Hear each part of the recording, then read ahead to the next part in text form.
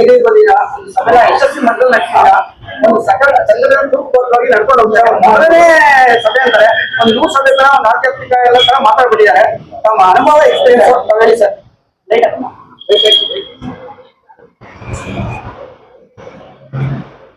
ಅಹಿಂದ ಒಕ್ಕೂಟದ ರಾಜಕಾರಣಿ ಸಭೆಯು ಬೆಂಗಳೂರಿನಲ್ಲಿ ಸುಮಾರು ಹೆಚ್ಚು ಕಡಿಮೆ 3 ಅವರ್ ಆಗಿದೆಯಾ, 3 ಅವರಿಂದ ನಡೆದಿದೆ.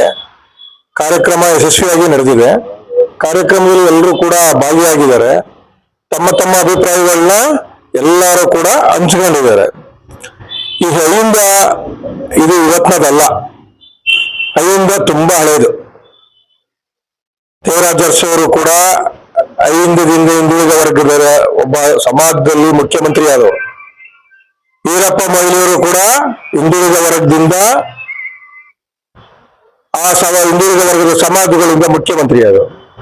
ಅದರಂತೆ ಧರ್ಮಸಿಂಗ್ ಅವರು ಕೂಡ ಮುಖ್ಯಮಂತ್ರಿ ಆದವರು. ಸಿದ್ದರಾಮಯ್ಯ ಸಾಹೇಬರು ಕೂಡ 2 ಸಾರಿ ಹಿಂದುಳಿದ ವರ್ಗದ ಜನಾಂಗದ ಮುಖ್ಯಮಂತ್ರಿ ಆದವರು. ಹಂಗಾಗಿ ಈ ಸಮುದಾಯ ಹೆಚ್ಚು ಕಡಿಮೆ ಇಲ್ಲ ಅಂದ್ರೂ ಒಂದು 5 ಜನ ಮುಖ್ಯಮಂತ್ರಿಗಳನ್ನ ಈ ರಾಜ್ಯಕ್ಕೆ ತನ್ನ ಕೊಡುಗೆಯಾಗಿ ನೀಡಿದೆ. ಆಮೇಲೆ ಹಿಂದುಳಿದ ವರ್ಗ ಒಂದು ಶಕ್ತಿ. ಹಿಂದುಳಿದ ವರ್ಗದಲ್ಲಿ ಒಂದು ಜಾತಿ ಇಲ್ಲ, ಹಲವಾರು ಜಾತಿಗಳನ್ನ ಕೂಡಿದೆ.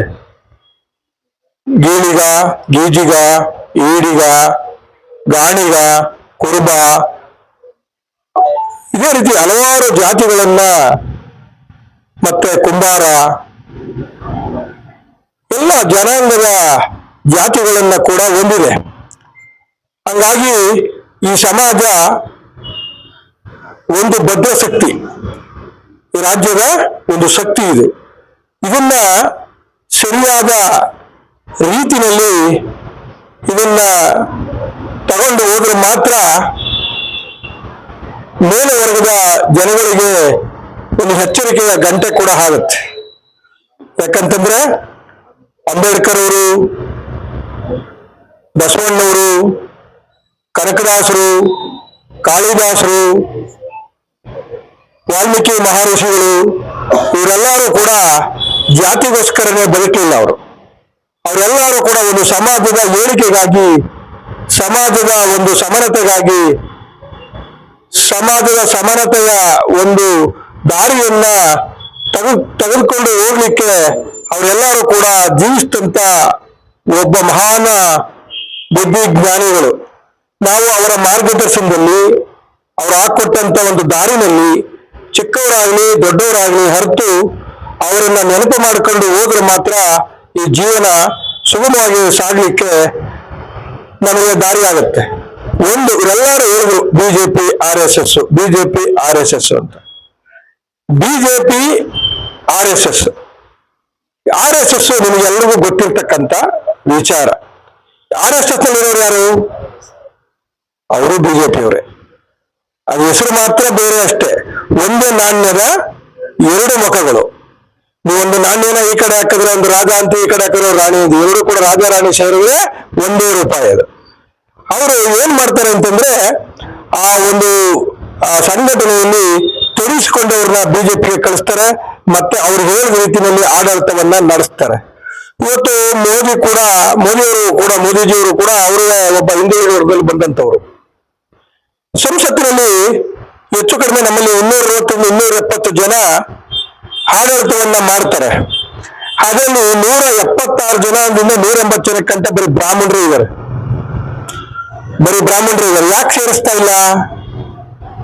ಯಾಕೆ ನಮ್ಮನ್ನ ಸಂಸತ್ತಿಗೆ ಸೇರಿಸ್ತಾ ಇಲ್ಲ? ಯಾಕಂದ್ರೆ ನಾವು ಬುದ್ಧಿಜೀವಿಗಳಾಗ್ಬಿಟ್ರೆ ಅವ್ರಿಗೆ ಜಾಗ ಇರಲ್ಲ. ನಾವು ಐಎಎಸ್ ಮಾಡಿರ್ತಕ್ಕಂಥವ್ರು, ಅವ್ರಿಗಿಂತ ಬುದ್ಧಿಶಕ್ತಿ ಇರ್ತಕ್ಕಂಥವ್ರು, ಅವ್ರಿಗಿಂತ ಬುದ್ಧಿಜ್ಞಾನ ಇರ್ತಕ್ಕಂಥವ್ರು ನಮ್ಮ SC ST ನಲ್ಲಿ, ಹಿಂದುಳಿದ ವರ್ಗದಲ್ಲಿ, ಅಲ್ಪಸಂಖ್ಯಾತರು ಎಲ್ಲರ ಜಾತಿಯಲ್ಲಿ ಇದ್ದಾರೆ. ನಮ್ಮವರನ್ನ ಹೆಚ್ಚಿನ ರೀತಿಯಲ್ಲಿ ಕೂಡದಲ್ಲೇ ಇರ್ತಕ್ಕಂಥದ್ದೇ ನಮ್ಮ ಶಕ್ತಿಯನ್ನ ಕುಗ್ಗಿಸ್ಲಿಕ್ಕೆ. ಹಾಗಾಗಿ ಇವತ್ತು ನಾವು ಯಾರನ್ನ ದೂಷಿಸೋದು ಬೇಡ. ನಾವು ಒಂದು ಕಾರ್ಯಕಾರಿಣಿ ಸಭೆಗೆ ಎಲ್ಲರೂ ಸೇರಿದೀವಿ. ಈ ಸಭೆ ಉತ್ಸಾಹ ಇಲ್ಲಿಗೆ ನಿಂತೋಗೋದು ಬೇಡ. ಯಾಕಂತಂದ್ರೆ ಅಂಬೇಡ್ಕರ್ ಸಾಹೇಬ್ರು ಹೇಳ್ತಾರೆ, ಕಷ್ಟಪಟ್ಟು ಈ ತೇರ್ನ ಈ ಗಂಟ ಎಳ್ಕೊಂಡು ಬಂದಿದ್ದೀನಿ, ಮುಂದಕ್ಕೆ ಯಾವನಾರು ಎಳ್ಕೊಂಡು ಹೋಗೋನಿದ್ರೆ ಮುಂದಕ್ಕೆ ಎಳ್ಕೊಂಡು ಹೋಗ್ಲಿ ಅಂತ ಅಂಬೇಡ್ಕರ್ ಸಾಹೇಬ್ರು ಹೇಳೋದು ಒಂದೇನೆ. ನಾನು ಅವರು ಯಾಕಂದ್ರೆ ಅವರು ತುಂಬಾ ಈಸಿಯಾಗಿ ಬರಲಿಲ್ಲ ಅಂಬೇಡ್ಕರ್ ಸಾಹೇಬ್ರು. ಅವ್ರು ಬರಬೇಕಾದ್ರೆ ಬೀದಿ ದೀಪದಲ್ಲಿ ಓದಿ, ಹೊಟ್ಟೆ ಊಟ ಇಲ್ಲದೇನೆ ಬಡತನವನ್ನ ನೋಡಿ ಓದಿ, ಸಮಾಜ ನನ್ನ ಸಮಾಜ ಯಾವ ರೀತಿಯಲ್ಲಿ ದಿಕ್ಕು ತಪ್ತಾ ಇದೆ ಅಂತೇಳಿ ಆ ಸಮಾಜವನ್ನ ತಿದ್ದಲಿಕ್ಕೆ, ನಮ್ಮನ್ನೆಲ್ಲನೂ ತಿದ್ದಲಿಕ್ಕೆ, ನಮಗೆ ಮೀಸಲಾತಿಯನ್ನ ಕೊಡ್ಲಿಕ್ಕೆ ಒಬ್ಬ ಮಹಾನ್ ನಾಯಕರಾಗಿ ನಮಗೆ ಬಂದಂತ ಒಬ್ಬ ಭಗವಂತ ರೂಪದಲ್ಲಿ ಇರ್ತಕ್ಕಂಥ ಮಾನವ ರೂಪದಲ್ಲಿ ಮನುಷ್ಯವ ಆಯ್ತಾ. ಹಂಗಾಗಿರೋದ್ರಿಂದ ಇವತ್ತು ಅವರ ಶಕ್ತಿ, ಅಂಬೇಡ್ಕರ್ ಅವರು ಇರ್ತಕ್ಕಂಥ ಒಂದು ದಾರಿ ದೀಪ, ಅವರು ನಿಲ್ಲಿಸಿರ್ತಕ್ಕಂಥ ಒಂದು ರಥ, ಇದು ಮುಂದಕ್ಕೆ ಯಾವನ್ ಬೇಕಾದ್ರೆ ಎಳೆಯಲಿ ಅಂತ ಅವ್ರು ಹೇಳ್ತಾರಲ್ಲ, ಅದೇ ರೀತಿಯಲ್ಲಿ ಅಹಿಂದ ಅನ್ನೋದು ಒಂದು ಶಕ್ತಿಯ ರಥವನ್ನ ತಂದು ಬೆಂಗಳೂರಿನಲ್ಲಿ ನಿಲ್ಲಿಸಿದರೆ, ಈ ರಥವನ್ನು ಎಳ್ತಕ್ಕಂಥ ಶಕ್ತಿ ಇರೋರು ಮುಂದಕ್ಕೆ ಯಾವ ರೀತಿ ಅಡೆತಡೆಗಳು ಬರದೆ ಎಳ್ಕೊಂಡು ಹೋಗ್ಲಿ ಅಂತೇಳಿ ನಾನು ಅವರಲ್ಲಿ ಶುಭವನ್ನು ಹರಿಸಿ ನಾನು ಇಲ್ಲಿ ಬಂದು ಎರಡು ಮಾತಾಡ್ಲಿಕ್ಕೆ ಅವರೆಲ್ಲರೂ ಕೂಡ ನನಗೆ ಅವಕಾಶ ಮಾಡಿದ್ರು. ಹಂಗಾಗಿ ಎರಡು ಮಾತುಗಳನ್ನ ಅವರಿಗೆ ತಿಳುವಳಿಕೆ ರೂಪದಲ್ಲಿ ನಾನು ನೀಡಿದ್ದೀನಿ. ಈ ರಥವನ್ನು ಅವರು ಮುಂದುವರಿಸ್ಕೊಂಡು ಹೋಗ್ತಾರೆ ಅನ್ನೋ ನಂಬಿಕೆ ನನ್ನಲ್ಲಿದೆ. ಹಾಗಾಗಿ ನಾನು ನಿಮ್ಮ ಟಿವಿ ಮುಖಾಂತರ ಅವರಿಗೆ ಶುಭವನ್ನ ಹಾರೈಸ್ತಾ ಇದ್ದೀನಿ.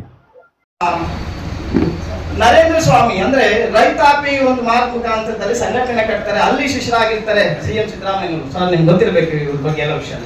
ಸಿದ್ದರಾಮಯ್ಯ ಸಾಹೇಬ್ರು ಏನ್ ಮಾಡ್ತಾರೆ, ಆ ಒಂದು ಅನುಕೂಲವಾದ ಮುಖಾಂತರವಾಗಿ ಈ ರೈತ ಸಂಘಟನೆ ಪಾಲ್ಗೊಳ್ತಾರೆ. ಅದಾದ ನಂತರಕ್ಕೆ ಅಹಿಂದ ಶಕ್ತಿನೇ ಇವತ್ತು ರಾಜ್ಯದ ಮುಖ್ಯಮಂತ್ರಿ ಆಗಿ 2ನೇ ಸಾರಿ ಅಧಿಕಾರ ಸ್ವೀಕಾರ ಮಾಡಿರ್ತಾರೆ. ಈ ಅಹಿಂದ ಅನ್ನೋ ಸಂಘಟನೆ ಇರಲಿಲ್ಲ ಅಂದ್ರೆ ಸಿದ್ದರಾಮಯ್ಯ ನಿಜವಾಗಿ ಒಂದು MLA ಮಿನಿಸ್ಟರ್ ಆಗಿ ಒಂದು ಸೈಡ್ ಇರ್ಬೇಕಾಗಿತ್ತೆ. ಆಗ್ಲಿ ಯಾವುದೇ ಕಾರಣಕ್ಕೂ